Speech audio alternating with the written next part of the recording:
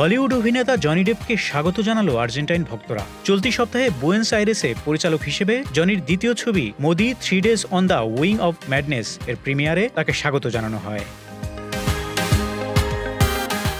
এ সময় ছবির জন্য অভিনেতাদের সাথে পোজ দিতে, হাসতে এবং ইভেন্টে অংশগ্রহণকারীদের দিকে হাত নাড়তে দেখা যায় ডেপকে। অনুষ্ঠান ভেন্যুতে জড়ো হয়েছিলেন শত শত উত্তেজিত ভক্ত, যারা জনির নাম উচ্চারণ করছিলেন এবং পাইরেটস অব দ্য ক্যারিবিয়ান তারকার প্রতিকৃতি ধরে রেখেছিলেন। এমনকি কেউ কেউ তারকাকে এক ঝলক দেখার জন্য কয়েকদিন পর্যন্ত অপেক্ষা করছিলেন।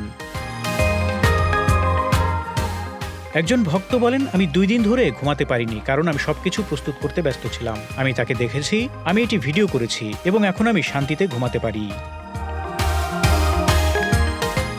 আরেকজন ইভেন্ট অংশগ্রহণকারী তার উত্তেজনা প্রকাশ করে বলেন, আমি আজ তাড়াতাড়ি এসেছি। তিনি আমার সামনে এসে থামলেন, আমি খুব খুশি। এ সময় অনেক অংশগ্রহণকারী জানান যে তারা ডোপের প্রচারমূলক সফরে তার সাথে যেতে এবং লা প্লাটাতে তার পরবর্তী স্টপে তাকে এক ঝলক দেখতে আশা করছিলেন।